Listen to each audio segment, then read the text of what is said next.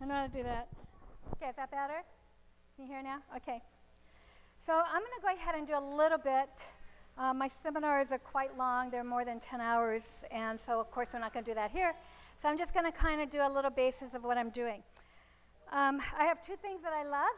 I love working with kids, and I actually work with children with dyslexia, ADD, autism, and dyslexia, dyscalculia, which is math, and dysgraphia, writing. And then I do parenting seminars. The Lord is blessed. We actually moved. We sold our home. My dad's health has gotten really bad, so we sold our home. We're living in Arizona. My husband has retired, and he told me he's going to put my book together. So I'm really hoping that's going to work. So I've been working. I was able to gather all my talks everywhere that I had them, and so I'm hoping to, like I said, get my book together and try to do it interactive so parents can actually do it in a seminar or something together. So I start off with the basis, and that's what I'm going to do here. And what I'm sharing here is what everyone asks. What do you do? Where do you start? And I actually go into homes, used to, I don't now because of time, but I used to go into homes, kind of like a super nanny. I'd stay there about 2 weeks. The first week I just watch to see what's going on. And then the second week is you give up your parenting rights and you give them to me, and I become the parent, teach your children what needs to be, and you've implemented. You tell me what you've wanted. We implement them if I can help. And then I train the parent in what to do. And so I did that for a long time, probably about 11 years I did that. I did it free, so I should have charged. I could have kept doing it, but I did it for free. So because it was my passion, it's still my passion. And so anytime I'm at a camp meeting or something, people always give me their kids and say, okay, what do you do? And I realized you can't just do something because it depends on what the parent has done or hasn't done. So I always have this foundation, and I'm not going to cover all this because of time, but my foundation is always setting up something spiritual, emotional, and physical. And so I always set up first a environment for learning. So I'm actually going to set up a schedule, because when I go into a home, I don't have a lot of time. And I know that if I set up a schedule that's working, I can take care of 50% of child training that I don't have to do while I'm there. So that's the first thing I do. And I like to say that's easy, but schedules are very, very hard for parents. Some of them take 2 or 3 years to get a schedule going, because it's just not, I'm being consistent. And that's the main thing about child training, is consistency. No matter what you set up, you have to be consistent and set the right examples for them. So I always set up something spiritual, emotional, and physical, and I'm not going to cover through that as schedule, but spiritual is their own private devotions, family devotions, and fathers, I'm telling you, I know that you like moms to run the home, but we really need spiritual leaders. Our boys need it. They need to see that religion is not a female thing, it's a male thing. And so please lead out in family worship. I know life is busy, but it's not any busier than for mom. So when you come home, lead out in family worship. They need to see that male figure doing it. And so we set that up, private devotions for the family, and then we set up emotional things you're going to be doing with all your children, something building, game playing, something that's building those emotional bonds. And the physical, of course, is the household chores. Now, anytime you set these up, you get to see attitude, you get to deal with rebellion, and I'm not going to cover all that except when I get into the next block. The other thing that I'm going to do today is I set up how to train children and educate youth, because that's vital, and that one I'm going to be covering here. And then the other is your training, educating, and developing. And like I said, I'm not doing this foundation. It's all in my talks. You can find me on Vimeo. As a matter of fact, this handout that you have here, I'm not going to be discussing this. This is a talk that I did in Michigan Conference camp meeting in 2019. And I asked 2 mothers to work with me who use the same principles. One, I've been working with her since her little children were tiny, and they're kind of like my grandbabies. I adopted them as my grandbabies because I may never have grandbabies. So I adopted them as my grandbabies, and so I do the principle, and then I asked the mothers if one would take care of 0 to 10, how to implement them. I am very practical in my child training, how to implement them, and then the other one took from 10 on up to I think her oldest is maybe 15 now. She could be 16. and how to implement it for the older. You can find us on Audioverse. Just type Cinda Osterman, Teach Them Diligently. It's at the back of the page. And you have an advantage in that I gave you the handout so you can follow the seminar. Like I said, I'll be doing a little bit here on this, but that way you can watch the whole thing. I was at Kirkland SDA Church. You can find me there. I was at Stephenville Church. So like I said, I'm on Vimeo. You can find me on Google if you just Google my name. I did one for Amazing Facts, so I'm on there too. A lot of the seminars are the same because people have certain things that they want. So you're going to find that, and there's no place that has my whole seminar. We tried to tape in 2019, and I think Lou said they didn't come out. So you didn't even get them here. Okay, so this is the first one that I start, and then after we get our foundation moving, then we get into life. This is called life, setting your standards, dealing with negative consequences, positive consequences, and then you'll always have rebellion. So those are the things that I'm going to touch on, not a lot, touch on so you have time for question and answers. So let's start off with the very first one. This actually comes from Education, page 287. What I did when I did my child training, I just went through the books. And I just wrote anything down that had anything to do with child training. As I was studying, my devotions were always raising my kids. I mean, that's what I studied because that's where I was in life, and that was what was important to me.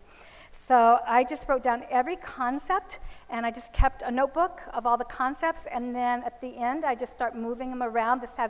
All these quotes were on rebellion. These are on how to do training. These are on, and I just moved them, and then after I had a whole bunch of stuff, I started figuring out what it was I needed to do. So that's how my training actually came about. Since then, there's other books out there. There's a really good one he's done by a Baptist, but it's called What the Bible Says About Child Training. His name is Robert Fugate. And I can find a lot of spirit of prophecy in his concepts, even though he's a Baptist, of things that I had already done and had already gleaned. But in education, I love the book Education and Fundamentals of Christian Education. I found a lot of my child training in those two books. But it says here, one of the first lessons a child needs to learn is the lesson of obedience. Before he's old enough to reason, he may be taught to obey. By gentle, persistent effort, the habit should be established. As soon as he is capable of understanding, his reason should be enlisted on the side of obedience. To me, this is a foundation we have to understand. So what she's actually saying is that there's a time for training children, and there's a time for educating youth. And the training children, I always put from about 0 to 12, because that's what you'll find it when you look at the Jewish culture. It's usually 0 to 12 is what we consider the small children, and then 13 to whenever they leave your home. I'm going to put 20. Hopefully they leave your home. Well, I don't know.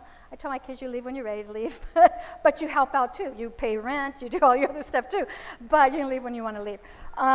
So anyway, in this training time, she says that this is obedience. So this one, they just learn to obey. Obey, obey, obey. This one is when we start the education process as to why we obey. A lot of parents are giving the whys in the 0 to 12 years. And so I've heard parents tell a 3-year-old, you need to go to bed because you get up early tomorrow. They could care less as to why they need to go to bed. They don't want to go to bed. And so we don't educate small children. We just teach our children to obey. And then we can start the process of reasoning once they obey. Now, I put 0 to 12, but if you have children that are obedient, you can start teaching why if they obey. But you don't get obedience. We educate to get obedience, and that's wrong. We should educate because we already have obedience, not to make it. Because what happens when you try to reason with them at an age they're not reasonable, you're actually doing negotiation. You're negotiating with this kid, and kids are good negotiators, and they will, why? Why do I have to do this? So why don't you do this? They're always arguing with you and getting you to negotiate. And I always tell my children, you asked, I answered. And that was it. There's no more talking. There's no more discussion. It's done. You asked, I answered. And so we want to make sure we have them stop asking. So the pyramid actually looks like, I'm going to do it wrong, because this is how people actually do train. And I'm not picking on anybody. I've been in enough homes that I know that we have consistency out there. So what I see right now is we have very little child training that's taking place at the very beginning of their life. Instead, we're educating children. We're starting to tell them why they need to do what they're doing. So we're educating them. And then parents are getting frustrated because they're not seeing what they need to see. And so they start applying more force. And of course, when we apply more force, we're going to see more opposition. And then as we get up here into our teen years, we have teens that are out of control. And then the parents are really putting on the control. I promise you, if you train this way, you are going to get major rebellion in your home. It's just going to happen. I don't know if I spelled that right.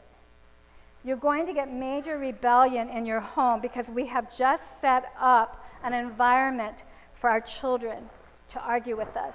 Instead, the pyramid really needs to look like this.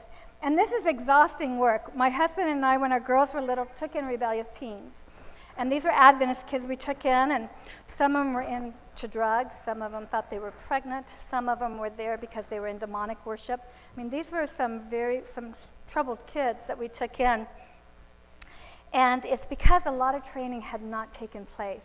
And so this is a very hard time. You are exhausted as a parent. But I tell parents, if you will go ahead and do the training first, and we're going to talk about some of this, and even though you're tired, you're exhausted, I mean, all that stuff is happening here, your children are young, and the younger you start, the easier it is. Then as they start getting on up the ladder, you will start seeing your children have self-control. And it's really nice when they start taking their own control, because that means you can let off. This one, I always tell parents, is a lot of internal or external control here. And she says that too. You're controlling. She uses the term external, internal control.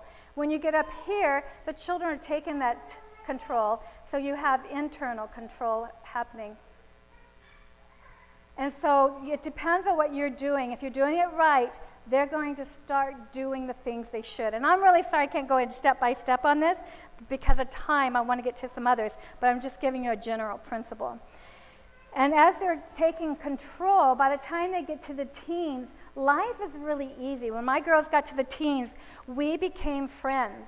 And so we could talk. A lot of people are trying to be friends down in this stage, and it's really hard to have obedient children or explain anything when they're not being obedient. But if you do it right, you do have your teens. They come to you, they counsel with you, they ask you questions. They start making decisions in their own life that are proper decisions, and they start growing up, and they move out of your home very independent, very spiritual young people. And that's really our goal, is to train children to function in the world as spiritual adults and healthy spiritual adults. And so that's what we want. So we want to make sure that we're getting that right. So once we set up that ground, and we're doing a lot of training, that's what I'm going to talk about as the next phase. How do we train? And then we're going to actually look at some of the things that you're asking about. Now, I'd like to tell you when you're starting, there's several ways that you can train, but the main thing, and I always hear parents say, well, I tried that didn't work. I tried that didn't work, and I tried that didn't work. But in reality, especially when I went into homes and they told me that, is they may train for 1 week, and it didn't work. You're right, it's not going to work in a week. You have to be consistent and stay with it. Whatever you choose, you stay with it. Now, I work with ADD kids as well, and so the training is different I find, for ADD children than it is for other children, because ADDs do not have a natural cause to effect consequences. And so I have to find the method a little bit different. When I started my programs that I teach in ADD, it really helped me with helping parents in their parenting, because I just realized what you have to do to teach an ADD child. And it's very simple principles, but those simple principles really help us in child training. So I'm going to give you some and how it works, and then I know you have your own questions that we can cover. So the first thing is I always set up a standard. Now the standards are whatever you set up. I always made sure my standards were biblical standards. And I gave 2 this morning that I was talking about that I always set up. And one is that I want to make sure my home is balanced in everything that's going. Now, I homeschooled, so I wanted to make sure I had playtime and I had instruction time. I needed both, because you have to work both sides of that hemisphere to get balanced children. So you want to make sure you're offering both. So I always had something that was balanced. So if I had study time, we had break time. And not just all play. My children also did chores, they cleaned. Anything that takes a discipline, you will end up disciplining, because they rather the free, they rather the play, naturally. As when we start bringing in construction, that they start arguing with us, and we start seeing that. But that's what we want. We want that opportunity to work with their hearts, because I don't know any child that I've ever met that have just come out righteous and stayed righteous the rest of their life. I've just never met one. If you have one, let me know, but I've never met one yet. So they all have to have some training. So we need an atmosphere so that we can train, we can work with their hearts. The other one that I set up is when Jesus left the tomb, the first thing he did before he left was fold his garments. So I believed he was going to heaven. He didn't have to worry about it, but yet he took time to make order out of his space. So I've always told my children, when you leave a space, it has to be orderly. You can play in that space, and you may come back to that space, but the minute you leave that space, it has to be orderly. And then when you go back into the space, you can take your things out again, but when you leave that space, I mean, they could go off and go to the bathroom, they could go get a drink, but when they were done, they were going outside, they've left that space, and that needs to be orderly. And so those are the main principles I've always started with, that we want. And also, heaven, I can't imagine heaven being disorderly. And there's a Spirit of Prophecy quote, and I don't have it, it's on my computer, but I don't have it here, is that angels like to dwell where there's structure. And I used to tell the children, I said, we're going to clean our room, and then we're going to sit on the bed, and we're going to wait for the angels to come. And my girls would say sometimes, do you hear the music? You know, I don't know if they've really heard the music, but maybe they did. Maybe God gave them that. I know one time Stacy was giving a Bible study, and the lady was just staring at her head, and she kept thinking, okay, I combed it. She was wondering what. And that lady said, there's a glow around you. And so the Lord was bringing his presence during her Bible study. And so that's why I tell the children, God wants order. So we want to have an orderly space. And so those are the things I started. Also, anything that I wanted in a principle, we usually studied it through the Bible, but I wanted respect. And I wanted my children, whatever I asked them to do, I wanted it to be perfect as much as they're capable of, and they're perfect, prompt, and pleasant. Those are the three things I asked for. And like I said, that will be covered more in that seminar if you want to go to. But everything had to be pleasant, prompt, and perfect. So a lot of parents think when they ask a child to do something and they're stomping off to do it, it's like, well, at least they're doing it. No, they're not doing it. They're not pleasant about it. And that means you don't have a surrendered heart. And that's what we want, is a surrendered heart. We want our children always to come into that type of submission with us, to have a surrendered heart. So I always start off with the standard, and I'm just going to give you a couple that I actually used. And I always trained in something positive first. So when I started my standard, I never required my children to do anything that I haven't trained them in first. So if I want to teach them how to make a bed, we're going to train. If I want to teach my children how to come to me, we're going to train. And we have training sessions. If I want my children to sit still in church, we train. So we have a night, and then when we sit down, they can't lay on the couch, they can't be upside down, they sit on the couch. And my training sessions, the length of time, somebody says, well, how long do you make them sit? I said, it depends on how long the pastor preaches. If he's going to be there an hour, they're going to learn to sit for an hour. If it's going to be there 10 minutes, so it really depends on what's required of them in the sanctuary. So that's how we trained. And so the first thing that we trained is they watched me. So whatever I was training in, the children would watch what I did. So if it was making the bed, they would just watch me how to make the bed. And I just keep watching until I felt like they had enough watching of how I do it. And I explained as I was going around doing it. The next time, we did it together. So we did it together. And that way I could see how they're doing it, if they're following the rules, if they understand, if anything's missing. And then I watched them. So this one, they watch me, and then I watched them. Once I know that they know how to do it, I turn the responsibility over to them. And when I work with ADD kids or autistic children too, they're actually, I don't know where they went, they're actually missing concepts that are not present. So we take the concepts that they have, and I use modeling clay, and I am actually paralleling what they have, and I'm filling in all the computer pieces. And once I establish the computer and all the pieces are in, I do 3 exercises that activate this computer, and now they'll start processing through this computer. It's really fascinating work. But that way they're processing through the computer, and then they will start making good choices. And so that's what the whole thing is to turn the responsibility over to them. And that's what my goal is I don't want to be making my child's bed for the rest of their life. I want them to make it. And I don't want them just to throw it on there either.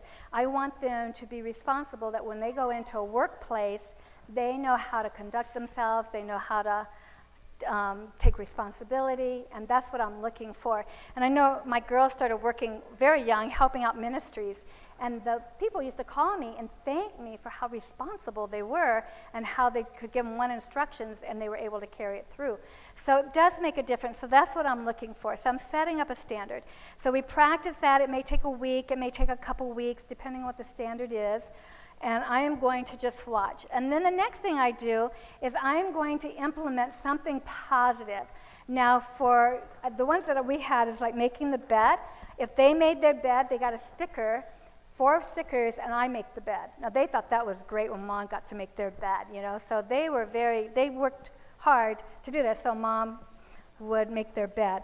So the other was turn off lights. We were trying to save electricity. We were in self-depleting work. I like to say it was self-supporting work, but it wasn't. It was self-depleting work. I remember my daughter was listening to a tape, and she said, we were living on $8,000 a year. My daughter said, we're below poverty level, Mom. I remember she came in, and I said, because they had to run the house. So when they were 16, they paid all the bills, they bought everything. And she said, we're below poverty level. And I said, you're right, but we've never been without food, clothing, or shelter. And God's always taken care of us. So, matter of fact, my husband went back into work. Our shoes wore out, our clothes wore out, and we had to buy stuff, you know.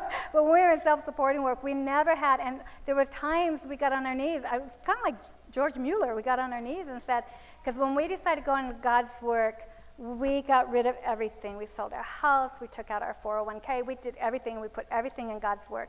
So we actually had no income when we went into God's work, but He took care of us faithfully. And I told the Lord, I said, I'm doing this, but please help my faith. When we get to college, I don't have a way to put my kids through school, and when we get retirement, I don't have any money. So, but I'm trusting you're going to do this. And the Lord put 3 of us through school. We didn't pay any more than $12,000 for all of our educations together. Now, that's a miracle in itself when you look at how much it costs to go to college. So God took care of us, and we're in that retirement stage, and He's taking care of us. So, you know, God is faithful to take care of us, and I don't remember why I went off on that tangent, which I probably shouldn't have, because now I've got to figure out where I need to come back to. But anyway, positive and negative. Okay, so what we have to do is set up our ground to where our children are receiving positive rewards too, because God is going to reward us. We're told that we'll have a crown and we're going to have jewels, and it depends on what we've done in this life as to what jewels we have. The more souls we win for Him, the more jewels we'll have. That there is an incentive for us, and I want my children to have an incentive too. And so that's what we're setting up, is incentive. So I always have something positive. And this is what I was getting. We'd turn off the lights because we were in this area that it mattered whether our lights were on in our house, because we were on a very, very tight budget. So if the kids turned off their lights, then they got play money, and I always had a box that they could buy things out of. And it was just little things, erasers, pencils, different things were in the box. But if they turned off the lights, and they could go into get money, and after they had so much money, then they could go out of my box and buy something. So it was an incentive for them. They picked up toys, and if they were very careful with their toys and they took good care of their toys, maybe once a month we'd go down and buy a toy. They could pick out something. Now, of course, we worked within a budget. And my girls were very industrious if they got their stuff done on time, because you have some very slow children at times. If got on time, then I could either turn around, and they usually got free time. If they got their stuff done, they could have some free time. And my girls learned the value of working together as a family, for one, and also they got money. Parents send kids money, so they would have money. And I cannot tell you how many times my children gave me their allowance to pay our electric bill that month. That's really something when your kids give up their money to pay the electric bill.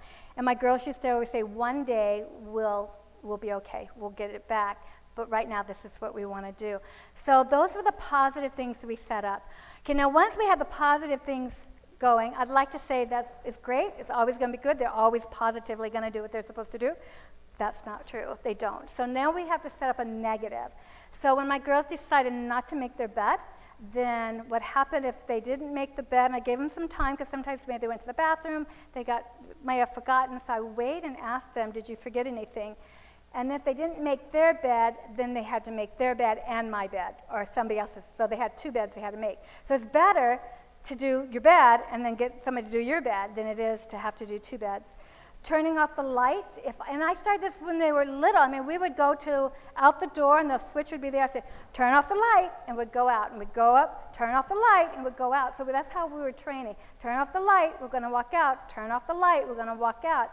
And then if they forgot the light, and I train in everything I do. So I said, okay, well, now that we know, every time you train, turn off the light, you can go get some play money. So you turned off the light, let me give you some play money, go put it in your bank, and then next week, we'll shop. You can go into my bucket and buy.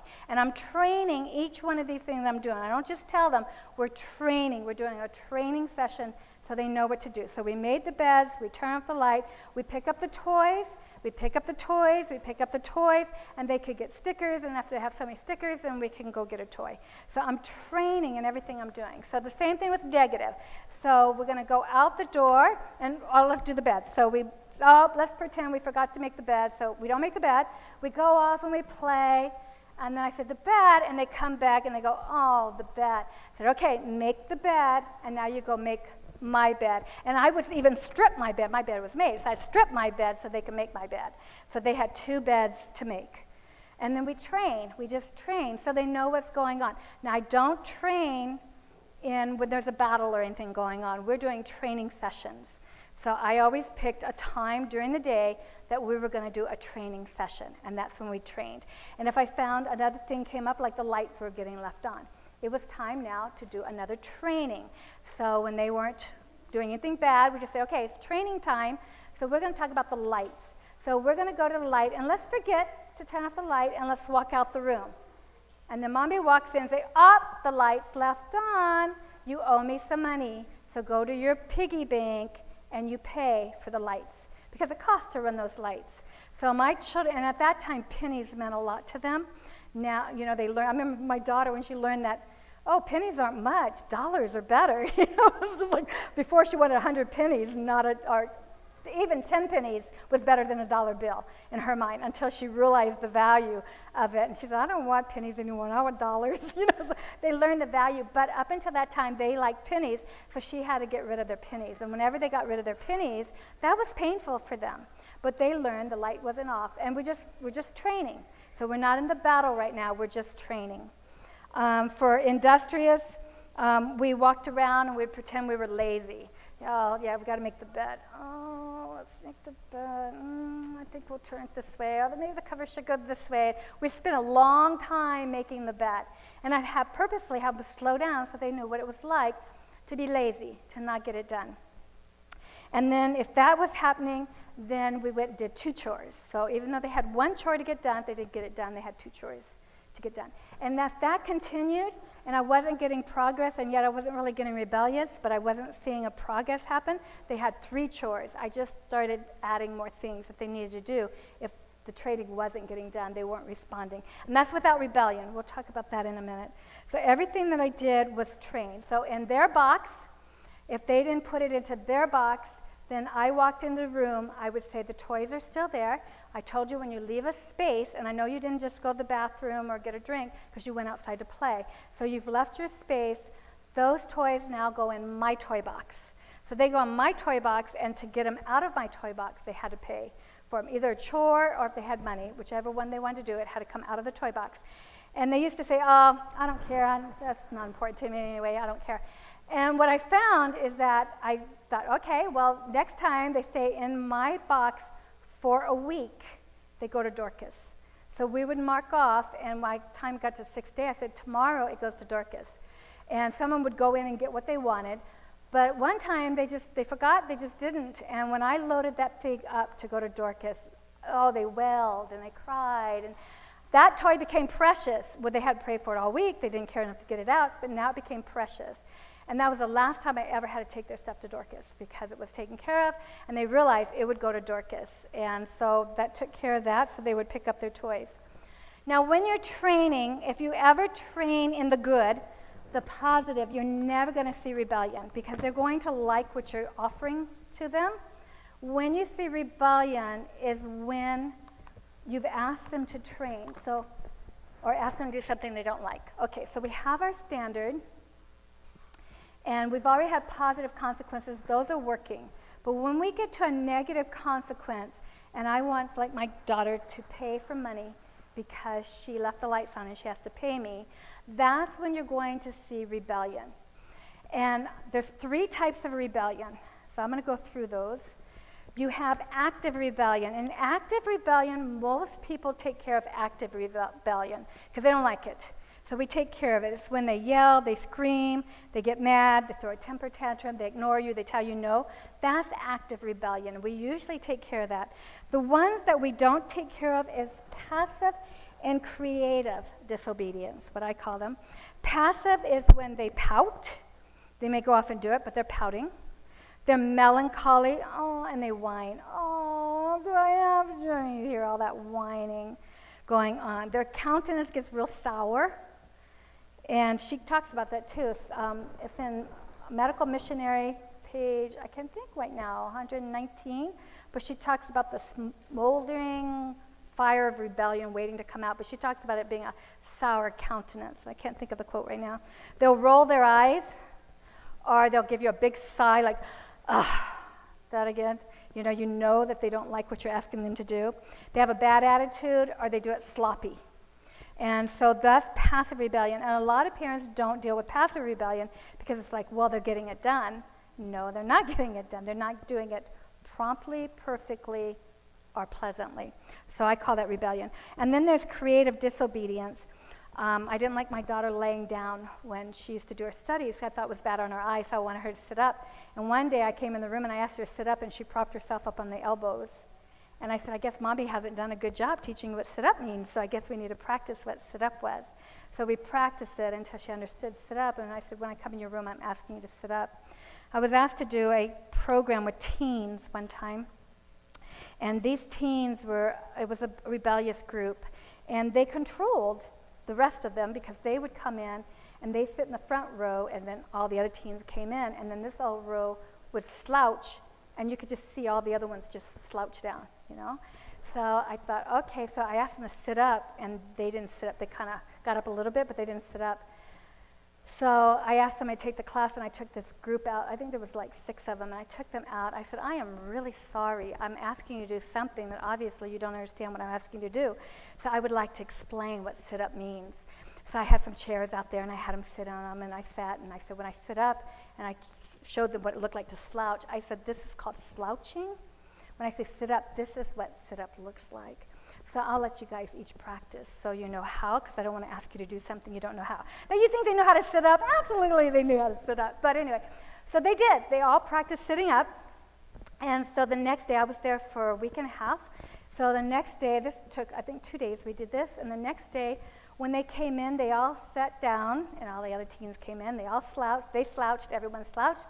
And I said, time to sit up. And boy, these kids popped up, and all the rows just popped right up, so all of them were sitting up straight. And then that was the last time. They never came in and slouched. They always sat up when they came in. So sometimes that's called creative disobedience. So I always discipline for creative disobedience. Now, rebellion, you have to choose. I actually have in this handout, I think that was passed out to you, it's called the rod of correction. that is what I used when I actually trained my children. I used a rod. I do have a whole seminar on spanking and the dangers of spanking, and I don't believe in spanking. I believe in the rod, and I'm going to show you how I use it. But when you spank, usually the parent's mad. They usually don't know what else to do. They're exasperated. There's so many emotions that come out in a spanking that and if I have a parent that's the only discipline they've ever used is spanking, then I don't even introduce the rod. I'm asking them to do some creative training first, some different consequences, because they've gotten so used to that there's nothing else that they're using. So when I used the rod, I actually I used the back of a wooden spoon, really, when my kids were small, because the dowel was very little. And you can buy them. So I have a dowel stick that was skinny. And as they got older, the stick got fatter. But honestly, I probably used the rod maybe 5 times with my girls. I just didn't have to use it. Because they learn real fast. Why even bother? Mom's going to do it. Why bother? It hurts. Let's not even go there. So they don't go there. But when you first start, they do go there quite a bit.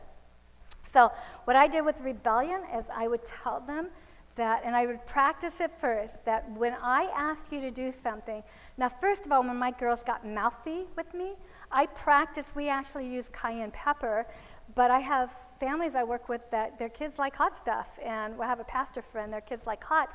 So he told me he's using grapefruit extract is what he's using. It's bitter. The kids hate it. You know, I thought, oh, that's a good idea, you know. So those of you that don't want cayenne or your kids like hot stuff, they don't like grapefruit extract. And yet it's good for you too. So that's what he uses. So I tell my girls that when they're being mouthy, they're going to get a squirt of cayenne, is what I used. And that if they mouth again, they get 2 squirts. So my girls didn't like cayenne. So, but we actually practiced. Now, when I practiced, I didn't put it in their mouth. I just told them, when I do this, it's going to burn. I'm promising you it's going to burn. But if you want to try it, you can try it right now, so you know, or you can wait till it happens. But it would be better for you not to sass mommy, not to talk back. Would be better for you. And anyway, they learned real fast cayenne was not what they wanted, and so they did not talk back to me. But so that's what I use for sassiness, anytime they talk back or negotiate. And I told them, that's negotiation. I spoke, you asked, I answered. So, and I use the word choose all the time. Choose. Are you sure this is where you want to go? Because you're headed for trouble. Is that really what you want? So they could make a choice. But when I used the rod, I actually would have my children go get it. And I'm going to use Dan, this little boy, as an example. He came to live in my home. And I remember when his mom I was praying. He was one of our church members, and I don't ever discipline if I don't have permission. I'm not going to go in your home. And I really don't judge your home. You know, everyone says, I wonder if she's looking. I really don't judge your home. Everyone's free to raise your home the way you want. I'm not trying to judge your home. So anyway, I was praying for this little boy. I really felt like he was a righteous little boy. He really wanted to do good. He just didn't know how to be good. But I think he really in his heart wanted to be good. And so I started praying that the Lord would put him in my home. And I asked the Lord, I don't want him just a week or so. I want him for an extended period of time. His mom got cancer, so we ended up with him for 8 weeks, which is sad, the way that we got him. But anyway, he came to live in our home. And and he was not trained. He ran his home. He took care of his home. So anyway, when he came to live with us, the first thing I did is I said, I want to introduce you to your friend. So I took him to the kitchen, and I opened the drawer, and I said, this is your friend. It was a spanking spoon. I said, it's a spanking spoon, but it's going to be your friend. And I said, when you need it, you're going to ask for it and come get it. He said, I'm never going to come get that thing. So anyway, I said, well, when you need it, you'll come get it. And the reason why I was praying also to get him is that everyone told me, well, the reason why you don't have trouble is you raise girls, you don't raise boys. And I thought, well, the nature of a child is the nature of a child. It doesn't matter if it's a boy or a girl. I mean, there are differences, but the fact is, it's still their nature. You can train it. And so anyway, I was praying also for that. I wanted a little boy, and I told the Lord, I don't want a good boy. I want a really bad boy. So that's what I want. Lord, let's take a challenge. I want a really bad boy. So anyway, when they called and asked if we would take this little boy, his name was Danny, if we would take Danny, we always had family powwows, and I knew my girls would be in on this discipline. At that time, they were probably 14 or 15 or 16. So anyway, we were going to take Danny in, and there's times I had to go down to the office and do paperwork. so they would be in the house with Danny. So we sat down and we talked about it as a family and we prayed. And I remember my girls go, "Oh, you gotta be kidding, Mom, not Danny." And I said, "Look, God's opportunities." So anyway, so we did take Danny into the home. And so when he first came in, I took him in there, introduced him to the spanking spoon, and I told him, when you get rebellious and you fight, and I also said, "Danny, I want to tell you, there's this little man inside of you, okay? When I ask him to do things he likes, he's going to be really happy. But when I ask him to do things you don't like, he's going to growl, and he's going to get mad, and I'm going to see it in your face, and you may pout, and you may scream. And so bad things are going to happen because that little man is going, because you don't like what's happening."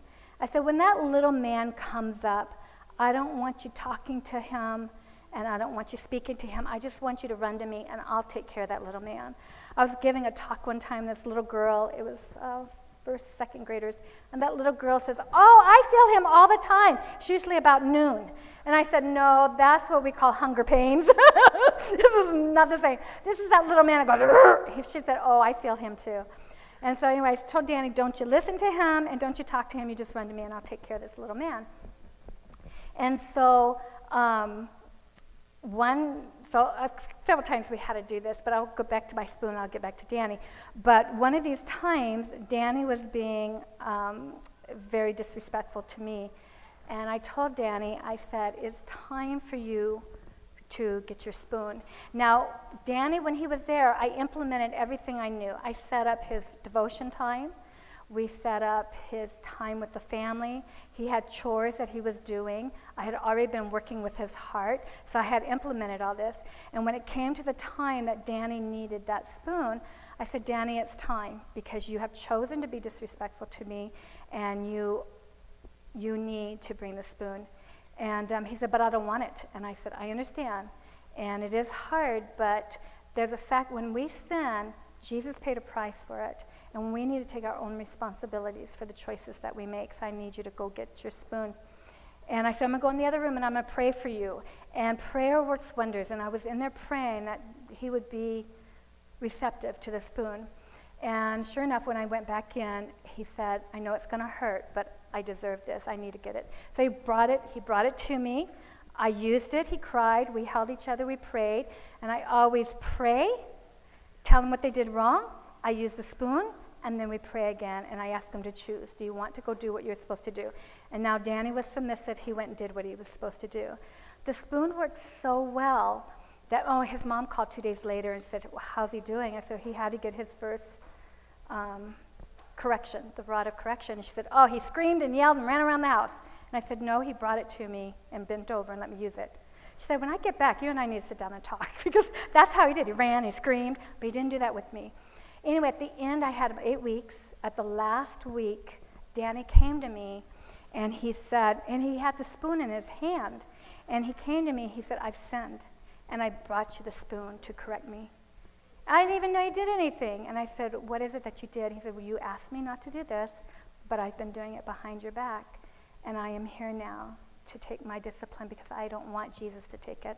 I want to be responsible for my own sins, so here's the spanking spoon." And so we talked about it, and anyway, he said, "It's going to hurt, but I'm not going to cry. I'm not going to cry." And when I turned him over to get it, he kept saying, "I'm not going to cry.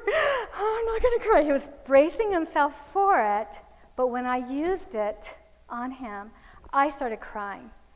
And he sat up, and he pat me on the back, and he said, "It's okay. It's okay. I really deserved this. This is okay." And this is a 5-year-old. If a 5-year-old can learn how to surrender, surely we can learn how to surrender. But his heart was so open. This on one of my parenting talks, and I had a mother call, and she said, "Boy, that didn't work at all." And I said, "What do you mean?" She said, "Well, I gave oh, no, that was another time. Let me tell you this one. Okay, so anyway, Danny was very surrendered. Well, I had a daughter that it was time to take her discipline, and she didn't want to. She said, "I know I need to, but I don't want to." So I went in, and I asked the Lord, I don't know what to do. She's not willing to take her punishment. Show me what to do. And the Lord said, "You take it for her." And so I went back, and I said, "Here's the spoon. You need to discipline me. Somebody's got to pay the price, and I will pay it for you." And my kids, you just don't hit mom. I mean, that's a real no. You just don't do that. And I mean, when I handed that spoon into her hand, she started crying. She said, you can do it 10 times to me. I can't do this. I just can't do this. And I said, you already chose not to do it, so therefore you need to use it on me. And so she took it, and she barely touched me. And she cried the whole time. I said, I want you to I want to feel it. And if you argue, you're going to have to do it twice. If you argue, you'll do it 3 times. If you argue, you'll give mommy 4. She said, I can't even give you 1. And I said, then you need to quit arguing, because you've got to give it, and I need to feel it. And when she was crying the whole time, and when she gave it to me, she dropped it, and she cried, and she cried. She said, never again will I not take my discipline. Now her heart, God directed me to do that with her, because he knew her heart was open. But like I said, it's on my child training tapes. I got a parent call, and she said, that doesn't work. And she said, I said, what do you mean it doesn't work? She said, I told my child that if he didn't take his discipline, I would take it for him. And he was more than happy to use it on me. So I just know that doesn't work.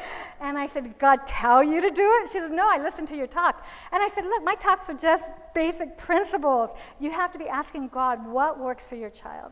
One thing that the rod does is the Bible uses it for one. And I have the hand up there so you can read it. The other thing is that you give it once, and then you turn the child over, you pray, and you call for the heart. And you really want the standard. That's what they need to do. Are you ready now to go do this? If they're ready, their countenance will change. They will be happy, prompt, perfect, and they will be pleasant, and they'll go do their consequence. If it's not, then I use the rod again. I call for the heart. Are you ready? No. I'm sorry, that was your choice. I turn them over. I use the rod again, and then we pray again. Are you ready now? When they're ready, they will surrender, and they'll go do what they're supposed to do. And the one thing I liked about when I use spankings, a child, when they brace themselves for spanking, it doesn't hurt as bad because they're able to brace themselves, but if they relax, it's more painful. So they brace. The rod is just the opposite. When they brace, it hurts more. When they surrender under it, it's not as painful. And like I said, I'm not just sitting there beating my kid. I'm giving one, praying, one again, praying. And it doesn't take long for them to realize that it's better to be obedient and surrender than it is to take the rod. But that's what I've used, and I've had, like I said, probably 5 times that I've had to use it. It's not much. When it first started, I used it more. But after they learned from it, it was not, we were able to work with it. Anyway, that's about all I'm going to share. I do have my children spend a lot of time in the Word, so if they found an area they were having trouble with, like maybe it was not being obedient to mom and dad, I always gave my children scripture verses, and I had my children memorize scripture verses for whatever attitude I was dealing with, so they had something in God's Word. So a lot of times I just have to go take a walk, and you need to be huffing and puffing when you come back, and your memory verse needs to be memorized. And that way, while they were out talking to God, they weren't being mad at mom because they had to get this verse memorized, and God was changing the heart. And I think that's the main thing, is that when we put our children with the Lord, He's able to do what we can't do. So I always said, Lord, I will do externally what I know to be right. I ask that you do internally what needs to be done. And God's able to change the heart. And that's what we have to remember. We have a mighty God that wants our children saved. And so He does work on the inside of our children. So that's about all I'm going to share. I'll open up for some questions with you. Oh, let me share something with people say, well, what consequences do you have? I don't really know what consequences God would have you to do. We'd have to talk and see what your thing is. But I do have one that I use with ADD. If you can't think of things with the ADD children, I have a jar, and at the jar we actually put marbles in the jar, and they get so many marbles, or pennies. I work with pennies. And you can work at dimes, nickels, whatever, but it's in a jar. And then the next day when they do something wrong, I have their jar and I have my jar. And that when they do something wrong, I tell them what it's going to cost, how much pennies it's going to be. And I always make sure there's at least some pennies left over. And then they lose a penny and it goes into my jar and I get it. And then they may lose several pennies, and I do this with the whole family. You will have some that will never lose pennies. Rare. But some that won't lose pennies, but the other ones are losing them. At nighttime, we talk about, now of course we're still going to deal with the heart. We're going to deal with attitude, and we're still going to deal with rebellion. But at night, then they get their 50 more pennies in here. If they've kept some, then they're building it up. And then we do the same thing. They go into my jar if they have infractions. After a while, the children learn that this can be built up pretty fast. Why bother? Why even go there? Let's just do what we're supposed to do. So it's really more of a positive incentive than it is a negative incentive. Now, of course, with anything that I'm training in, there comes a point you don't do any more consequences. I can't say that. You may have to do still the negative consequence, but it changes. Like once we implemented our bed making, that was done. But somehow when my daughter turned, I don't know if she was 14 or 15, she just decided not to make her bed. Now that was something we just always made our beds in the morning. But she just decided that she wasn't going to make the bed. Well, when I went in, I thought she just must have gotten busy. But when it was still unmade in the afternoon, I know it was choice. I didn't say anything to her. She knew what the rule was. I just folded all her covers very neatly and put them at the end of the bed. And then I just walked out. Well, that night when she went to bed, of course her bed isn't made. So she just threw the covers on top of her. And the next morning she didn't make it. So when I went in, I just folded all the covers real nice, never say anything at the end of her bed. That night, her bed was partially made because it's a pain sleeping without your covers. And because there was no sheets, it was stripped.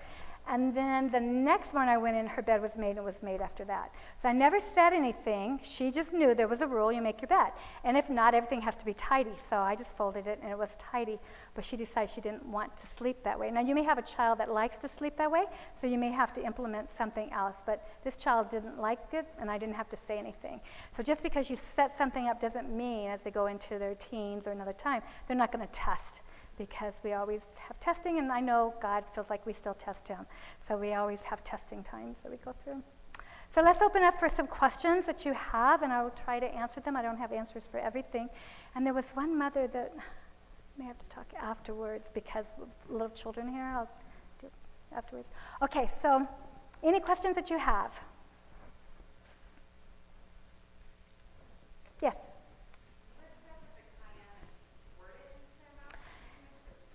Yes, I mixed it with water. Yeah, when I use cayenne, and honestly, if you can use the extract, to me, that sounds amazing to me, because it's bitter. But yeah, when my girls didn't, I always had a little syringe, because they would clench their teeth. But I also let them know that you can fight me, and you're going to get 2 squirts, or you can surrender to me and get 1. And I may have to have dealt with rebellion first, and then get back to that, because that's a negative consequence. And like I said, anytime you have a negative consequence, we're going to have rebellion. So usually I had to stop this, and I had to go deal with the rebellion, and then say, okay, now we're going to come back, and you need to take your cayenne.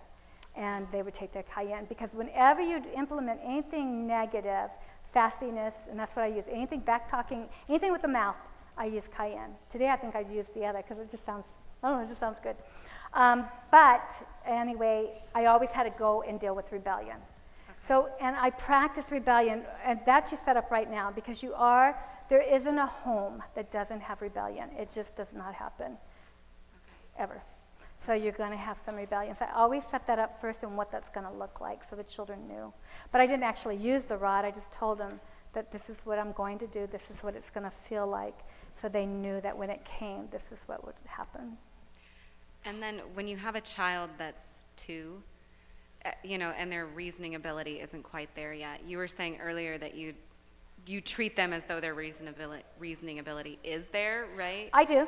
You do, okay. I do. Now I train in what it looks like, and you're going to practice. If you know how he screams, and you can record him, and that when he screams, just say, when you do this, this is what mommy's going to do. Now you're training not when he's mad. Right. You're having a training session. Training sessions is when life is good. And you may say, children, we're going to have a picnic, but before we have a picnic on the floor, we're going to have a training session. I want all of you to sit still. We need to learn how to sit still in church. I want all of you to sit still, and I want you to hold your hands, and I'm going to set the timer. And just do it for 1 minute, and when they're all done, have a picnic. Okay, tomorrow we're going to train for 2 minutes, 5 minutes, whatever. You're having training sessions so that your child understands what's required. So when mommy says it's time to sit, this is what the training session looks like. So if we're at church and it's time to sit, this is what it looks like. If we're having family worship, this is what it looks like. And so you're doing training sessions when life is nice and good, and have a treat or something special you're going to do after a training session. and training sessions, and I always had a blanket. And I even did that in my school when I taught.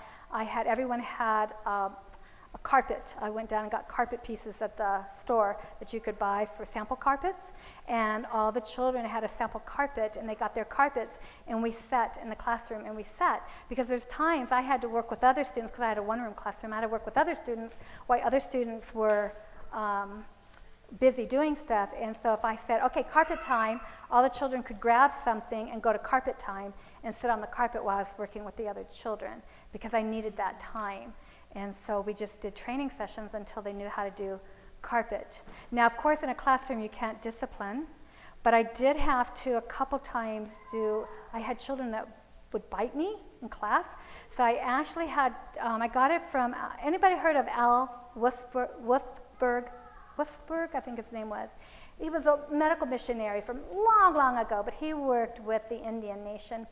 And he had the best one. I was listening to his talks that the Indians use, and it's called an Indian hold.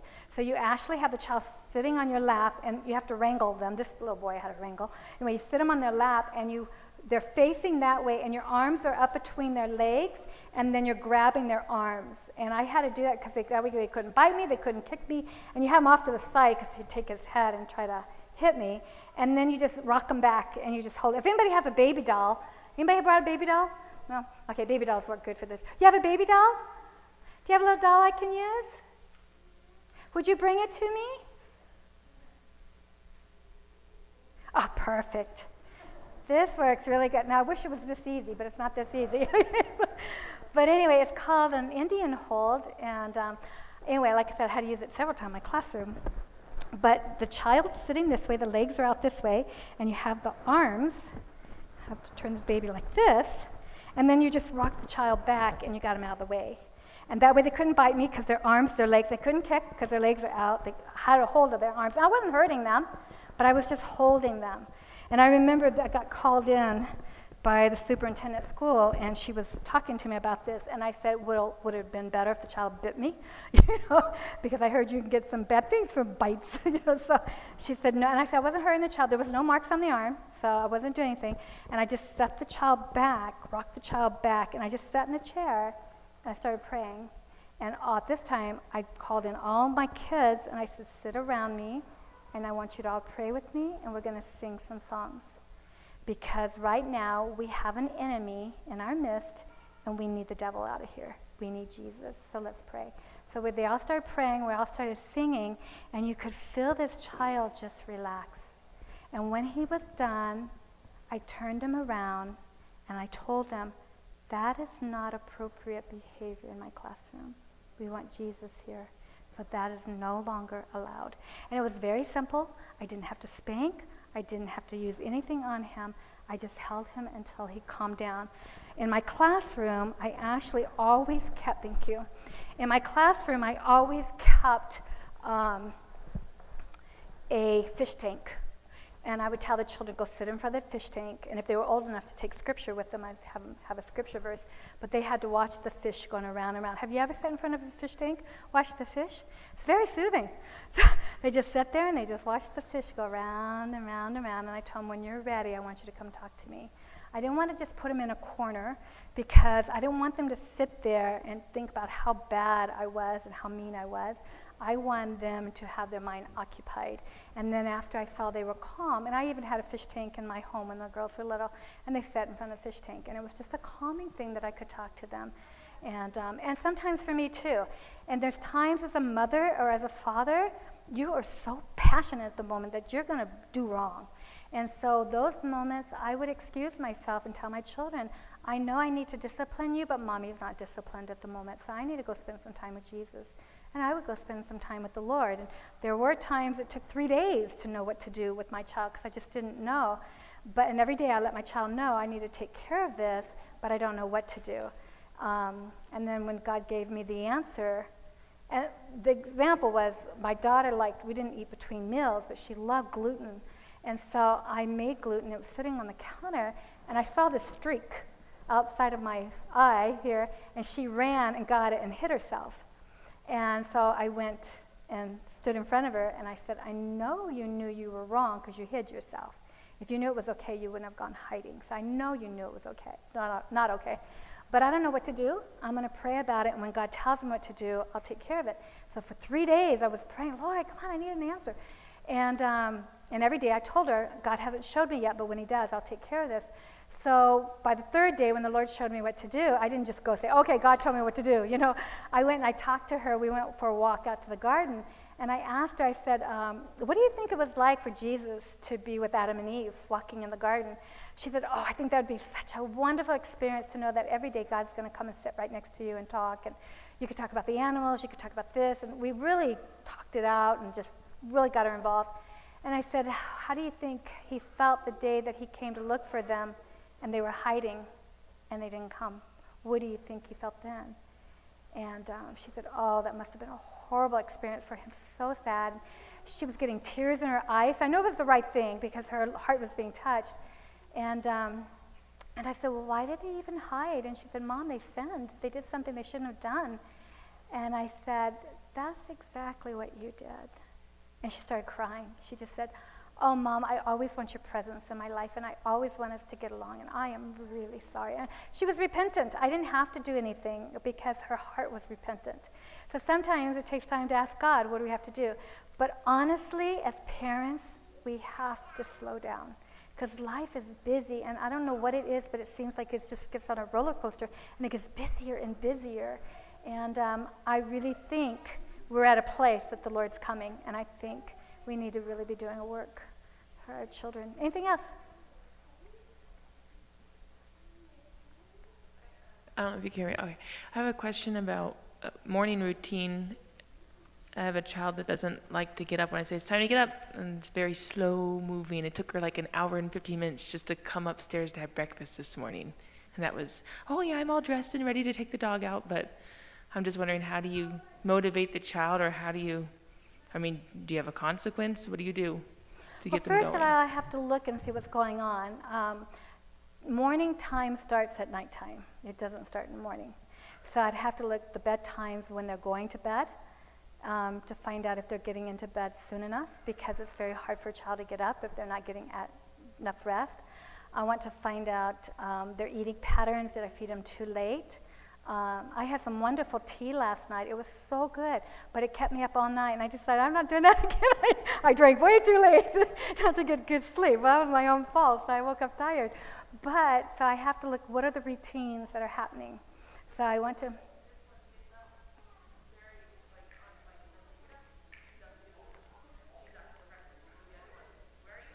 But I would check the nighttime first, see what's going on, see if there's anything that's keeping her from getting sleep, that she's tired.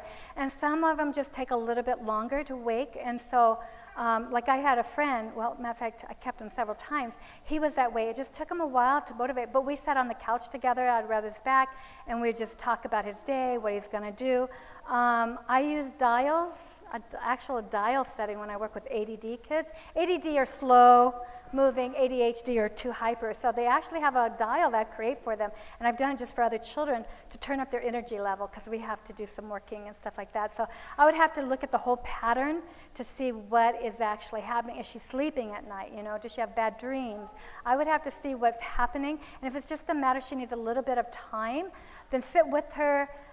You judge the time. Don't let her judge the time, because especially ADD or ADHD, they have no time management. So time is nothing to them. They don't understand any of that. And so to require them to be out there at a certain time, that means nothing to them. So you're the one that becomes that time management for them, so they know what that time looks like. If you have to set a timer, I need you to sit up and then get her into a routine where you're practicing that when you get out of bed, what we're going to do is run 3 times. That will get the energy up. Okay, are you ready? Oh, well, let's run again. Okay, you ready? Now let's go. So you need to be there. Don't just expect her to be there. Find out what's happening and train whatever you need to do to get her there on time.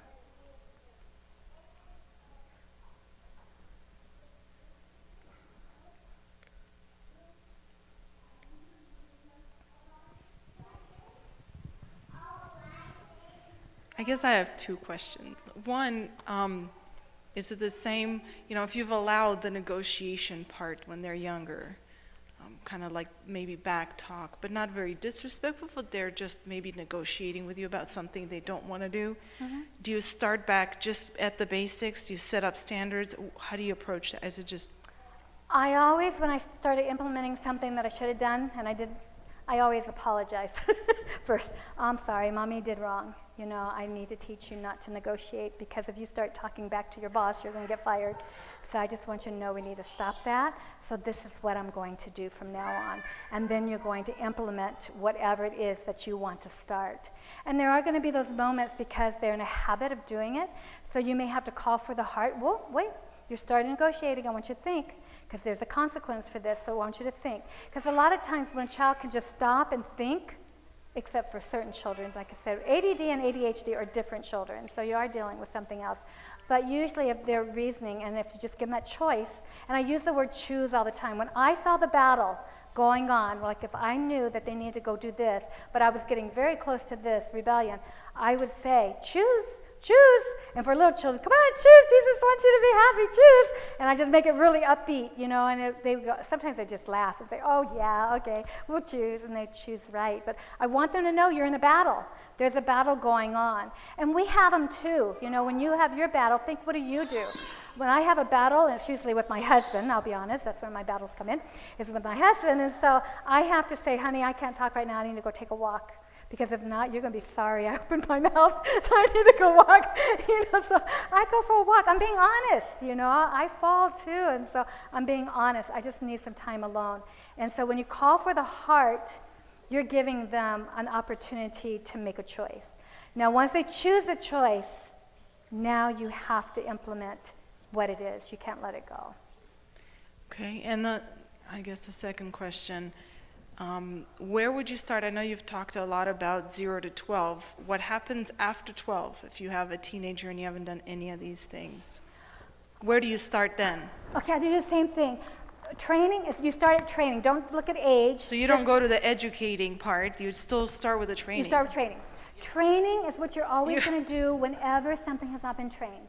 You never start educating until your children obey. And you can have 6-year-olds that obey you, and you can start educating them because they're obeying. But you can have an 18-year-old that you can't educate because they haven't learned training yet. So you have to start back at training. So I don't look at age, I look at training and educating. Are they obedient? I can educate. They're not obedient, I don't educate, I just teach obedience. So that's what I'm using, not age as much. I just gave those as principles, Right. just showing that if we do all that training in the early years, then you can get up to the education and it's easier. Oh, got it.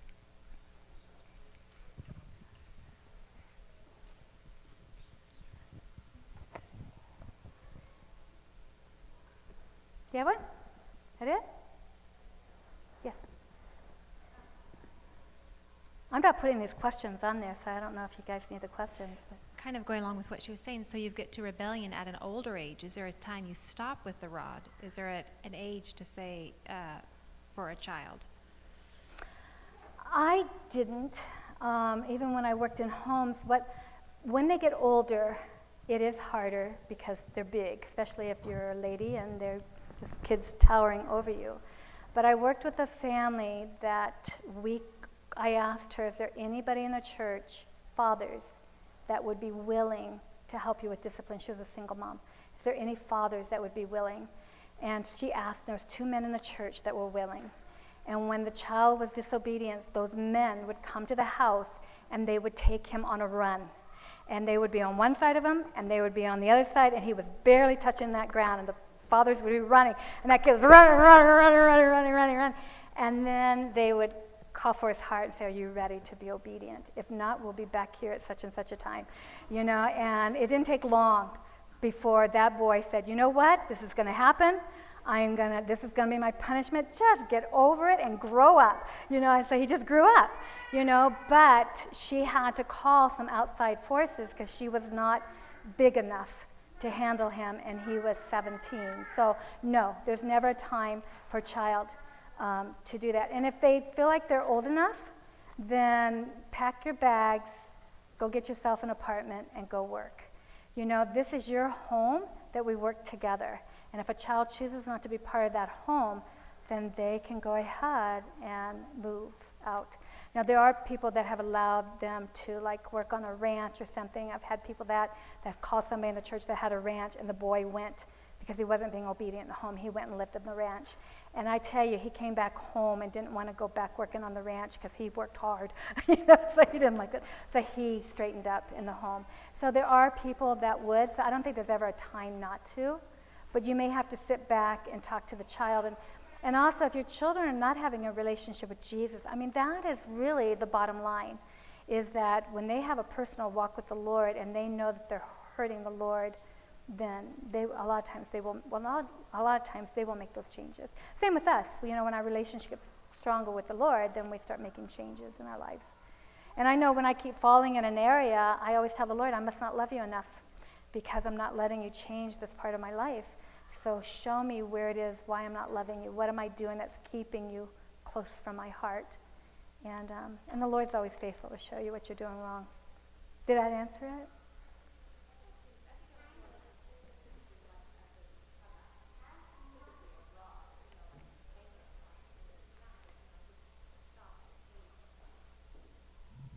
You'd stop that at a certain age, or would you not? I would still use the rod. I've known people that have used it on their 17 and 18-year-olds, and I know one young man that needed it. The mother, she could tell the boy was looking at the door, and she said, I know you can live here. I know that, but I'm asking for surrender. You've come to the point that you need this rod, and I know that you can bolt out that door, or you can surrender, and I'm asking for surrender. And the boy leaned over and let his mom give it. But that's a child that's also been obedient. So if you're talking about a child that's never had training, to start with the rod, you may need to start with the training first. So I don't know the circumstance particular that you're talking about, but usually I have to start. When they're that age, you want to start somewhere. Decide, is it training that they need? Is it a respect to you? I've had times that my daughter has not respected me. I said, you don't respect my authority. And that if you don't respect my authority, you're not going to respect God's authority too, because he's going to ask you to do things you don't like. So I need you to do a study on authority, because I have done everything I can to change your heart, to work with your heart, but you're choosing not to respond to my authority, and I don't know what else to do. Now, she was 16 at the time. And I said, I'm going to go pray, and you just let me know what you want me to do. And I went in the room and I prayed, and I told the Lord, I've done everything I know to do. She's making a choice right now, and I don't know how to get her heart. And I'd say maybe within 15 minutes she came, and she sat on the bed, and she said, don't stop working with my heart. If you stop, who's going to love me enough to correct me? No one is. So please don't stop. And I said, then we have to work through this rebellion that you have every time I ask you to do something. We have to work through this. What is it we need to do? And she and I sat down and came up with a plan that would work. But there was a relationship between us. At least she had a relationship with the Lord. She wasn't real happy with me, but she had a relationship with the Lord. But that came too. She just had to realize it was her rebellious heart that she needed to make some changes on. So, and I don't know if that still answered your question or not, but okay. Yes.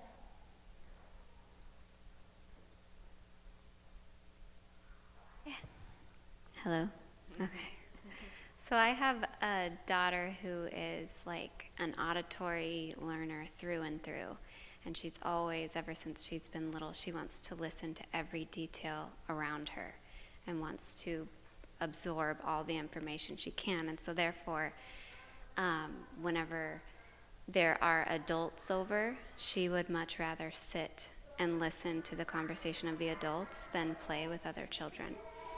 And I'm just not sure where I stand on that, because I know that some things she hears just probably aren't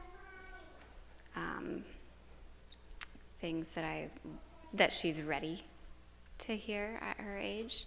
Should I encourage her to go play with the children more? If you're having a conversation that you do not feel like is appropriate for her, then I would do a training session on that too, that there's times when mommy says, I need you to leave, that there's a conversation that you're too young for. When you're old enough, I will have those conversations with you, because it's not I'm trying to keep you from something, but right now you're just too young. And so I would let her know that, and yes, at those times she needs to go with your friends if you're having one of those conversations.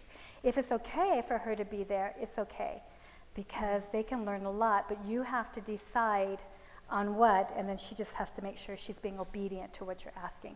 Just because a child wants to do something does not mean that, you know, we just let them do it. So that's what I would do with that one. You know, I also wanted to tell you, when we're talking about negotiation, when a child is, oh wait, there was something about it. I just lost my train of thought. Never mind, they'll come back. Go ahead. That was in and out.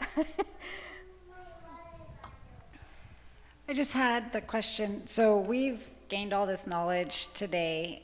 What's the first thing we do when we go back home to try to implement it? Do we have like a powwow to let our kids know things are going to be different and how we're going to start, or what's You the first first sit step? down with your spouse and decide what you want to implement and you don't want to implement. That's the first thing you do, is decide, because you need a team support. Whether they're in the home or not, you need a team support. So decide how you want to do that. The first thing, whenever I went in to do anything, I always set up a schedule. That's the first thing I got going, is some type of schedule. The devotions, and like I said, a family time. And I usually had them just do an exercise where they picked 2 things spiritually, 2 things emotionally, 2 things physically, and that's usually chores. And then we picked 2 more in those areas until we filled out our schedule. Maybe you're up from 8 o'clock to 5 o'clock, that's the time you want to work, or 8 to 3 is the time you want to work. So those are the times we filled in that schedule. That's the first thing, but I think you need to decide what you want to do. You need to decide what the standards are that you need for the home. And usually standards are really character. I mean, that's what you need to work on, is the characters traits that are going on. Are they sloppy? Are they messy? Are they respectful? I can't think of some. You'd have to give me some. But you're looking for those type of things, standards. So decide what your standards are going to be. Decide a positive consequence. And if you can't come up with a consequence, the money thing works really good. And if you ever want to read a book, I'm going to take his principles and work with, but there's a man that works with extremely defiant children. I mean, so defiant. They thought they were ADD, ADHD, that they had learning issues, but it was bad parenting. He never works with the kids. He only works with the parents, because he feels like bad parenting comes from parent, which is true, because we train our children the way we want them to be. So his name is Warwick Dyer. Don't listen to his videos around your kids. It's really bad. But Warwick, it's W-A-R-R-I-C-K, Dyer, D-Y-E-R. He's got a book called Mercury Child. And I'd like to take his principles and put them down in my terms to use, but because a lot of the principles I've used, but they're really good. But his is like men are from Mars, women are from Venus, children are from Mercury. And you don't want a Mercury child. You want them to become an earthling. So he teaches you how to get that Mercury child to an earthling, because when they're little, they're okay to fast, or they're okay to whine and cry for their food and have those basic needs met, but it's not okay when they get 5, 6 to be crying for things they don't get. So you want to turn them into an earthling. So, and of course he works in a public school system, so he can't use any corporal type punishment at all. So his program it doesn't really show you what he does. I know just because I've done enough parenting, but yet he's got really good principles in his book. And if you go on to YouTube, you can watch. He's got 3 or 4 on there that you can watch. And I mean, these kids are screaming. This one boy, he's putting his fist through the doors. He's cussing at his mom. I wouldn't do it in front of your kids at all. But he's able to turn these children around, and he's using the pence. They use pence. So he's using the pence system to get the change. But his stuff is just, to me, it's very amazing what he's doing. But like I said, these kids have been diagnosed with ADD, ADHD, not ADD, ADHD, and different things, oppositional defiance, but when it's just bad parenting. And so, but that book is really good to explain some of those things of where you get started. But like I said, they'll always get started. I always understand first to get the spiritual going, and then I want to understand my educating. Am I trying to educate my children, or am I training my children? I want to train my children, educate my youth. So if your children are small, you're in the training phase. And if they're not obedient, you're in the training phase. And then what I do is I'm looking for the training. Am I getting a development, a good development? And you can find a lot of my talks, just pieces that you can listen to, because I've got one on man's ways versus God's ways, that a lot of times we train wrong. Like We threaten. God doesn't threat. He teaches cause to effect. We command or force. God enlists the will. So I have one called A Man's Ways versus God's Ways, on ways to change the heart around. So there's a lot. And if you need me, you can go to cinda.parenting@gmail. I do answer my emails for you, so that, if you have some questions, I'm more than happy to help there. But that's what, and then once you guys decide on what you want to do and you're on the same page, because I don't say it's better not to discipline, but honestly, when you have two standards going on in the home, it is really hard to implement. Now, if they're going out of the home, it's easier just because they know that's what they allow in that home, but this is what you're allowing in this home. A child will adapt to what you allow and what you don't allow. So, but those are the things I start with. I always start with the schedule when I worked in a home, and then I worked on character. So those were the two things that I always did. Yes?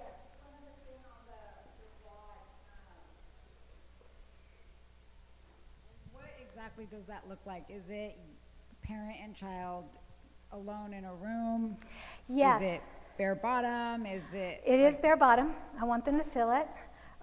You got to be careful where you hit. It stings, but I'm not like beating my kid. It is a sting, and that's why the rod stings. I never discipline my children when I use the rod in front of other people. I'm not trying to embarrass them.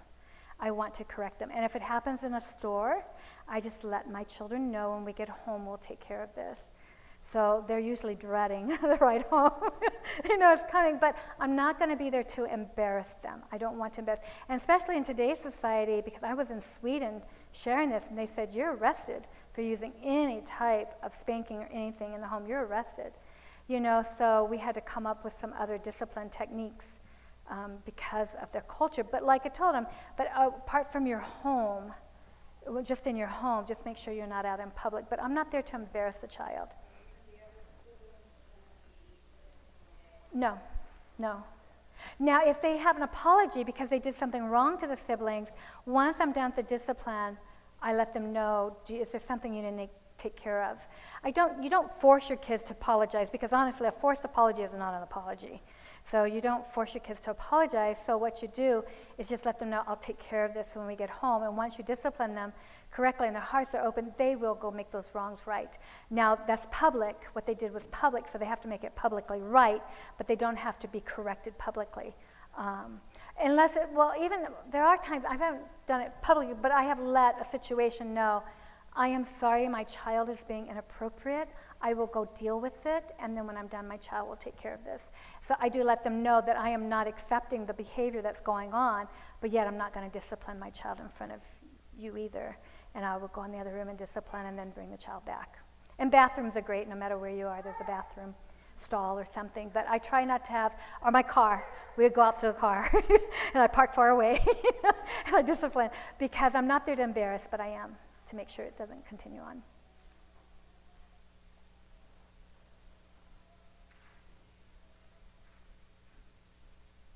And I really wish I could have gone through all this, because I know when you're systematic going through it, it's slow, it's very methodical, but it just doesn't warrant that much time. So Yes, ma'am. my question was actually two of them. I'm trying to find the reference. I was listening to your talks online, and you were referencing a book, but they didn't say the title of it, for scripture references that you can use when you're battling with your kids. There's a couple. There's called The Doorpost to Righteousness. This one up there. If you go onto Amy's blog, she's at the back, Amy Austin. She has, and I think some of you bought them a couple years when I was here. They are scripture verses. So it has like bad attitudes, and there's a scripture that goes with it. She has a bunch on her website you can get. She also has some that are really good, and I think we put some in here, or it should have gone in here. It was cards, and it was separate, so I don't know if it got printed. At least I don't see it in here. Okay, there is some cards she has on there for older kids that on how to study, like 3 passes. They take a scripture verse and they read it 3 times. They pass it over the first time, write down anything they got from it, pass it again, get another one. She's got a whole bunch of those. I think like 20 of them right now. Those are really good because it just, especially if you're teaching your young boys, and honestly, if the husbands are not going to lead out in the home for worship and you have young children, there's no reason why your boys can't lead out in worship. So you can give the cards to the children, and every night they can learn to lead, even the girls, that all children can learn to lead out in worship. And the cards are already set up for you to do that. But she has a lot on there. But like I said, Doorpost to Righteousness is one. I don't think I have my book list in here. There's another one, Pablo, I think is Pablo, I think is his name. I'm trying to think of the book. I think it's called Teach Them Diligently. Okay. I think that's the name of his book, and he has scripture verses in there too that you can use. If there's any out there that you know, because I know there's several of them out there now. Anybody else have any that you've used that are already, the scriptures are already there? Boyers?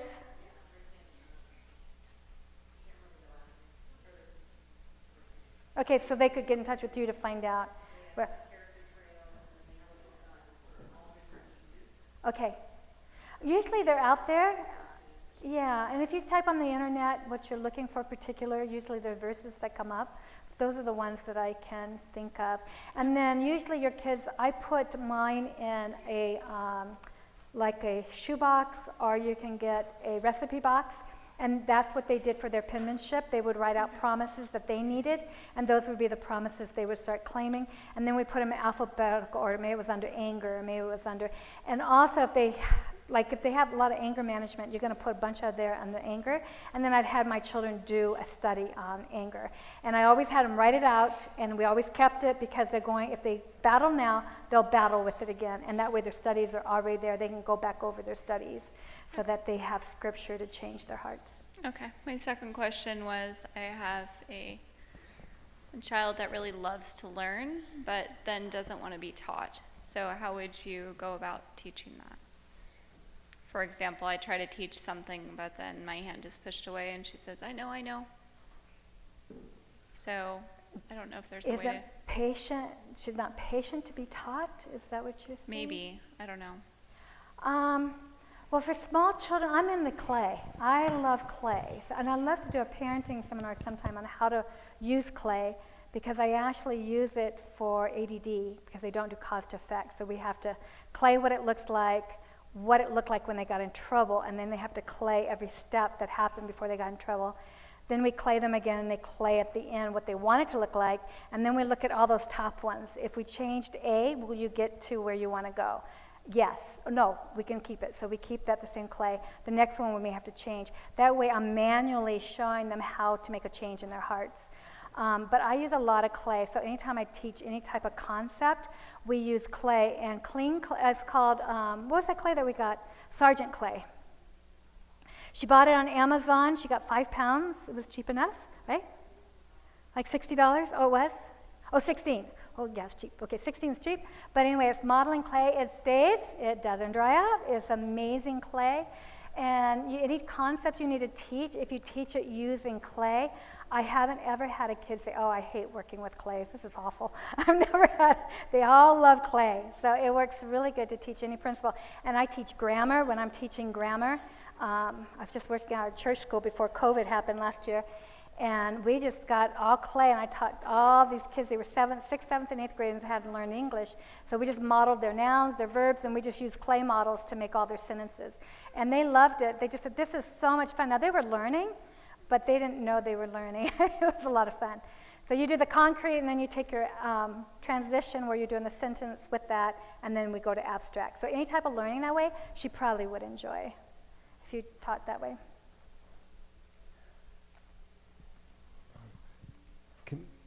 So 2 questions real quick. Mm-hmm. One of them is, what if you're on vacation or out at a store or something like that and you don't have the rod of correction with you? What do you use? I usually had flip-flops on, and I tell you, flip-flops work really good.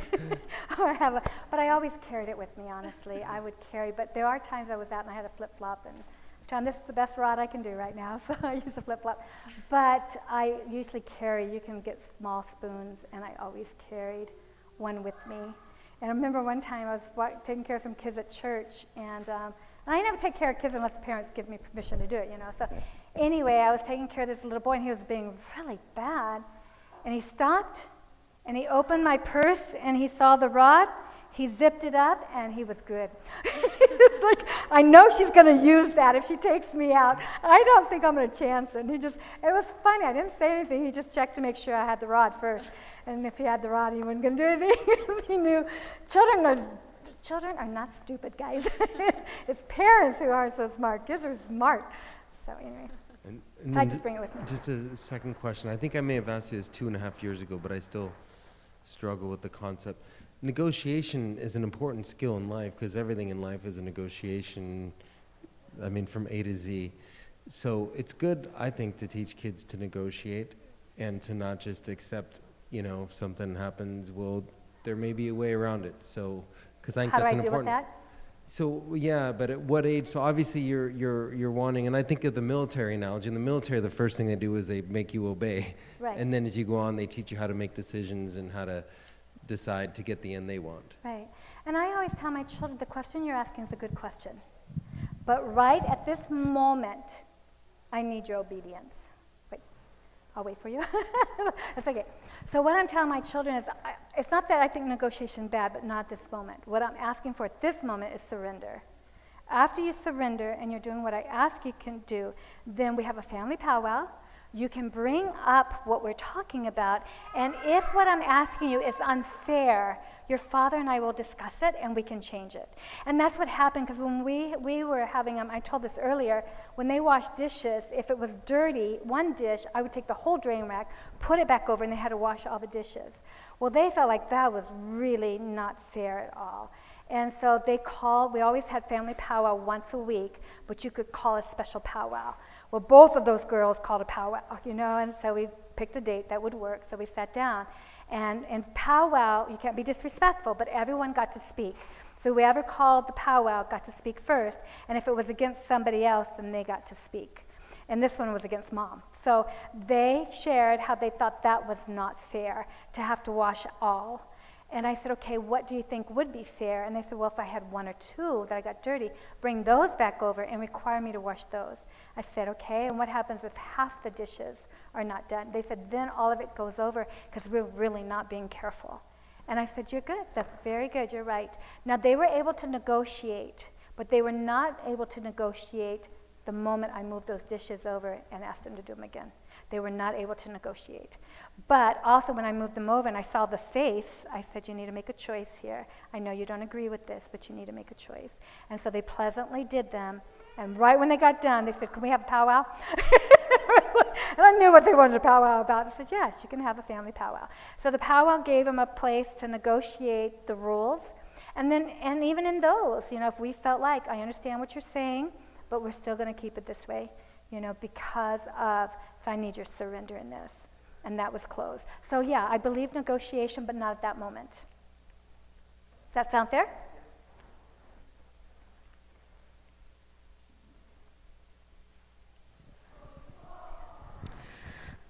My question's about personal devotions for a child. At what age does that start? Personal devotions? Yeah, like their own personal devotions in the morning. And I have the same issue as it sounds like your daughter. My daughter has a very hard time waking up in the morning. So I feel like we always, worship is at 7, 7 a.m. and 7 at night. But if I waited for her to get her personal devotions done, we might not be eating breakfast until 9 or 10. And, we try and have breakfast before. Yeah, personal devotion can be after that too, if you have Is a that routine. okay? That's Okay. okay, yeah. If you go to this talk, go to Teach Them Diligently. Megan shares how to do personal devotions from 0 on, but I put scripture verses on. And there's so much out there right now, like Morning Time with Jesus, Janet Attic, she has one, Janice Attic has one. So there's so many out there right now that you can just put the tape on. Also, there's so much Spirit of Prophecy that's on tape right now. Somebody, I belong to somebody. So they have, but there's a lot of things out there right now. So I just it's mostly getting your children started on something. So we started like 15 minutes where they would listen to the Bible on tape. And you can do it after breakfast, and you may sit there with them, and that's what Maggie did when her kids were little. Everyone did worship, so children sat next to her listening to theirs, and she had tape on, and then she would do hers. Now, she came up with something, and I don't know if they still make it, but it was fantastic. It was a pen, and you put dots on the pages, and when you touched that, the thing, you had to speak into the recorder, but when they touched that, then her voice would talk. So she would read books to her kids, and I don't even know if it's available now. I think she may have it in here of what it was called, but I thought that was the neatest thing. But if not, it may be on the tapes. I don't see it in here. But she actually had something. I recorded, at that time when my kids were little, I just recorded things that I wanted my children to read, and then I would go beep, and they had turned the page, and then we were reading, I go beep, and then they turned the page. So I recorded all my stuff. I should have sold it, because now people can buy those things, but that's what I did, so they would have their own devotion time. When they got a little bit older, like when Danny was in our home, we started him devotion. I just used the Bible. Bible Is. Is anybody familiar with Bible Is? Bible Is fantastic. It's online. It's dramatized, so when the sheep making noise, you hear the sheep in the background, you hear the cow in the background. The kids love them. So I just put on Bible Is for him, and then he drew pictures of what his devotion was. And then when we had family devotions, everyone shared what God was teaching them in their morning devotions. And God was teaching him some amazing things. And then we pray how to apply those for the day. So, but that's, when they got older, they drew their lessons. But like I said, the parents have, if you go in and listen, it's called Morning Time with Jesus. This is our very first talk. It'll give you some ideas of what to do. And I have some on here. I happen to use a thing called Soak. It's also called SOAP. But I write down my scripture I'm interested in. I pick out all the observations, things I'm learning for it. The personal applications that I get from it. And then I ask God to change my heart for the day and teach me those things. And there's like 4 or 5 of them here for you. And I do soak with children too. But Amy has a whole bunch of ones that are very easy. Some of them are in here, but you can get on her website and order them. I think she's got like 15 different kinds. And they're just excellent ways to study the Word. And they're simple and they're fun. You can do them for worship. So whenever I introduce something new, we did it for worship first, learned how to do it, had a whole week of it, and then the children had that as a choice to do devotions. Then we start a new one and learn how to do that and then put that in. Our devotion times were usually study times, how to learn how to be in God's Word. Oh, okay. And then, so my 2-year-old, he thinks he needs to eat the second he wakes up. And that's usually when we try and have worship so that, Dad can go to work and all that kind of a thing. How do you handle that? Because he doesn't want to participate in worship because, it means sitting down and being still and not eating and not playing with his toys and all of these things. But I don't want worship to be a burden to him either, and just have it be disciplined, but maybe it needs to be for a while. I'm not sure. I just didn't know if you had any tips or tricks. I think he needs some training on sitting time. That there's just time to sit, because just in teaching him to sit, you're going to deal with that rebellious heart. Because when you call him to sit, because we don't want to always meet, the child says, I want it, we don't always give it, because then you're teaching them that, I have to just say, I want it, and I get it, You don't want that. So you may have to do some sitting training time, not at that moment, just training time. And that once you train there, then we need to sit. And make sure your worships are short. 10 minutes, 15, not long when they're that little. That, or you have your devotion time before he wakes up, then have a short devotion with him, and then feed the family or something. Okay. So I'd have to just see what your schedule's like and help you work through it. Okay. To see, but I would start some training there.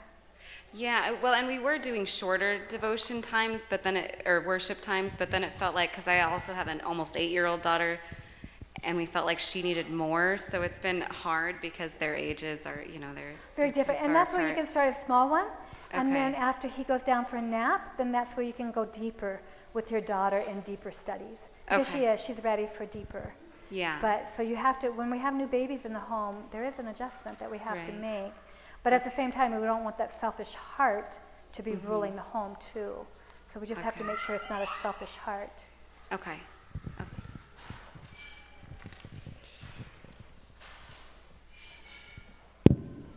we done? Oh, Kind of again going off what she said, if they're, like when he doesn't want to sit still, so I have a daughter too who doesn't want to sit still, she wants to go, go, go. What is that step after that? I mean, I see the training in, is this time to sit and stay or whatever, but what is the step after that? If you train that, but if they don't do that, is that rebellion?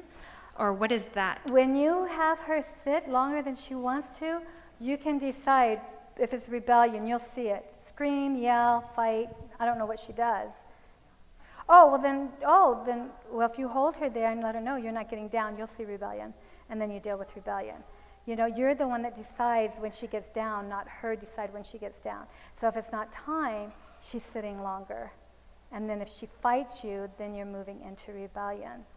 So, and you've already trained, and you need to train what it's going to look like when she wants down and it's not time to get down. Then you're going to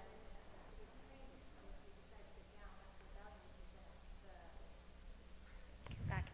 That means we've trained that we sit down for dinner time. We sit and you stay through dinner till we're finished, and then you go. But if you get down, then is that rebellion? Is that what you're saying? If I've trained it and we know that we're going to sit for, if it takes half an hour, if it takes 15 minutes, that's through dinner time, you don't get down. But if you do get down, Well, I think you have to decide if it's okay for her to get down. No, when I'm talking about rebellion, just because they do something different, rebellion is attitude. That's what you're looking for. But say that she's sitting for 15 minutes and you guys would like to stay at the table talking, then she needs to have, it's okay for her to get down, which is not wrong, but you may have an area that she's able to play with. Okay, when you finish, after 15 minutes, the timer goes off. When you're ready, you may get down, but this is your play area, and you can bring out just a box that's only for that. You can sit right here and play with your toys until we get done. That's not wrong either. So you have to decide what is it you feel like she needs. She doesn't have to sit there 45 minutes if you guys are somebody wants to visit, because a lot of people like to visit around the table. That's the time they visit. Well, a baby's not going to be able to sit that long, but that doesn't mean that the baby can't be doing something that you're watching and is going on. So when I'm talking about rebellion, I'm talking about an attitude. They're fighting, they scream, they kick, they're resisting you. That's when we deal with rebellion. no, this is more like, I just can't sit still. Like, I gotta go get a drink of water. Oh, I gotta go grab a book. Oh, there's the cat. This is just not sitting still. This isn't being, talking back. This is even being very polite. Like, Right. but it's time to sit and stay, but she has a hard time sitting and staying. And I believe that, but that doesn't mean she can't learn. And that's Right, where you're but that's gonna what I'm start. wondering. What then is like, if we teach just, we can do the training, which I could see, I could explain to her, and this is what we do, but then what is the consequence if you don't? So what would be an example of a consequence that I've trained to sit through dinner, that you don't get down unless, you've asked, or you need to get a drink and mommy says go, that's fine. But what happens if, What would you do? what would you do? Because it's not like a toy to pick up that I can take a toy. I have nothing to take. I'm not going Right. to take her dinner, or maybe I should. I don't know. I don't have anything right off. I could talk to you afterwards, see what's really happening. Okay. Have you really done a training where she's been able to sit 15 minutes, 20 minutes, 30 minutes? Have you been able to work up to that? I think that's where you'll see rebellion come in, because how old are we talking about? 5. 5, yeah. A 5-year-old should be able to sit. Right. During that time, if she needs to sit, maybe not just sit, that you have 10 minutes, I'm setting the timer, and that this is your coloring time, and that you bring out her coloring time. So now she's not just sitting, but now you've given her something. You finish eating, that we're going to be here 15 more minutes, so here's your coloring book, and you may color. And so I guess I'd have to talk to you personally and see Okay. what's really happening, because that's where it's hard. Well, what would you do? I don't know, because I don't really know the dynamics. But I do know a child can sit. I do know a 5-year-old can sit for an hour. I know that, and I know she can too. Well, she but can she sit may through have to Sabbath be school. trained. So she can sit for a long period of time, but it's just, I think it's more at home. Yeah. And not only, I mean, she's just very active, and so Right. I don't, sometimes I would say she's being naughty, but that's not always the case. She just she's very much want to go do what I want to do and go this way and that way. Yeah, and that's just it. I instead of wanna go- listening. Right, and I want to go do what I want to do. You have to decide as a family, and I'm not saying it's wrong for you just to have her sit 15 minutes and then do something else for 15 minutes. You know, I'm not trying to set your boundaries of what you need to do. You need to make those, and then I'll help you work through those. But if she needs to sit longer, you know, you decide. If you think 15 minutes is enough and you're okay to keep sitting there, her go off and do whatever, that's something that you need to decide that that's okay. You know what I'm saying? I can't sit here and say right or wrong with some of those.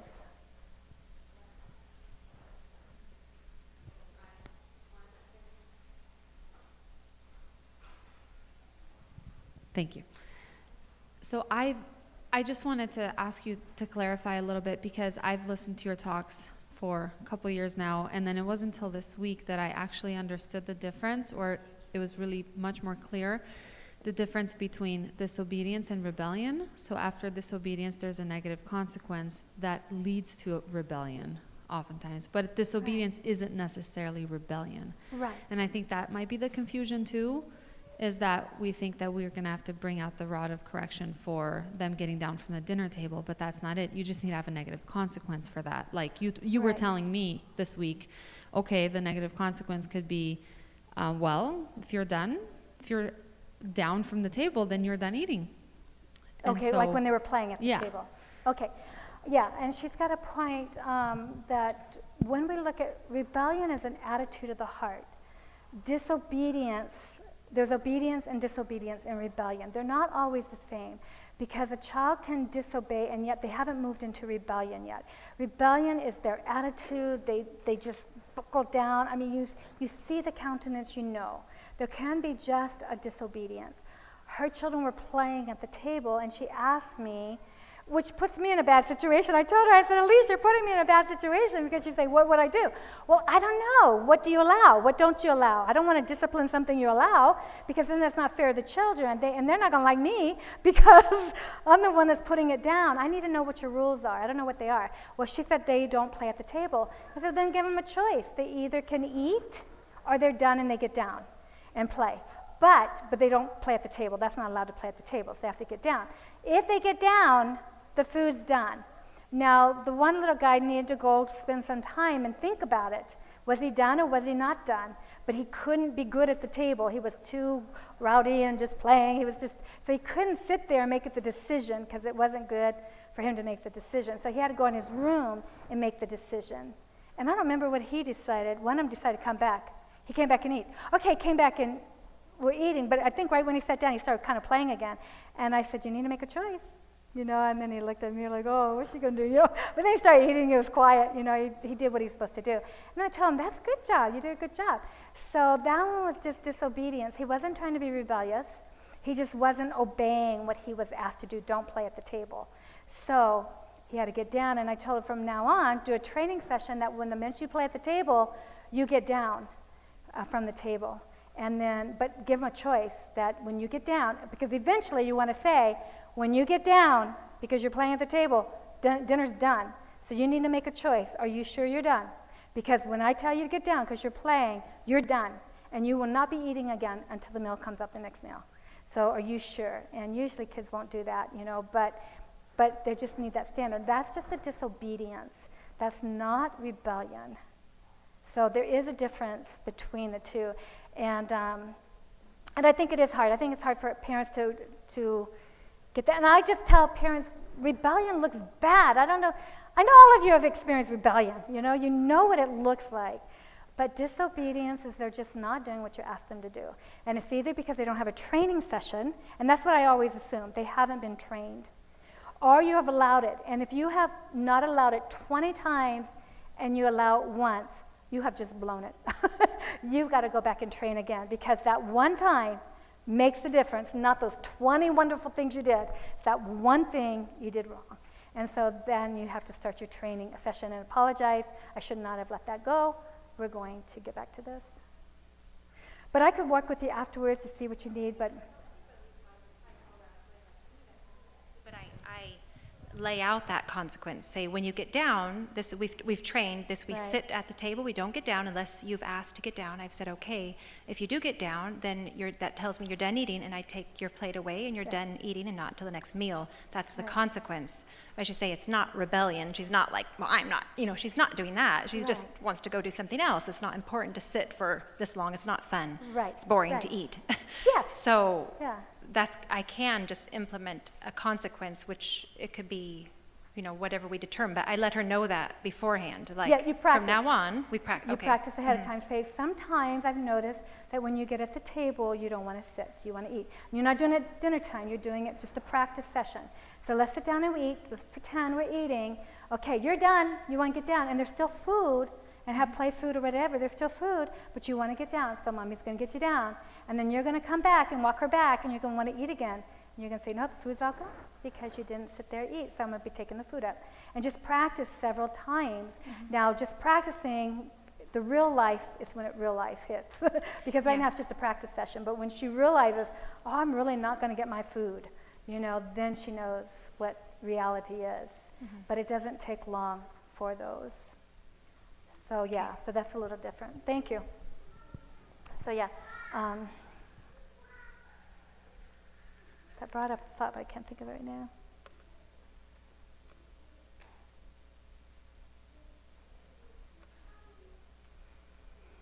Oh, there's one thing I have to share this, my poor husband. My husband he loves science. So at the table, I don't know why at the table, he would decide it's time for a science experiment. So he would sit there, be moving all the fruit around and showing how the sun goes around, the earth goes around the sun, and he'd be doing all these experiments, And so my girls got to where when he wasn't around, they wanted to experiment too and do all these things. And anyway, it ended up being play, and I told him you can't play at the table. So anyway, one day my husband's doing one of these great science experiments again.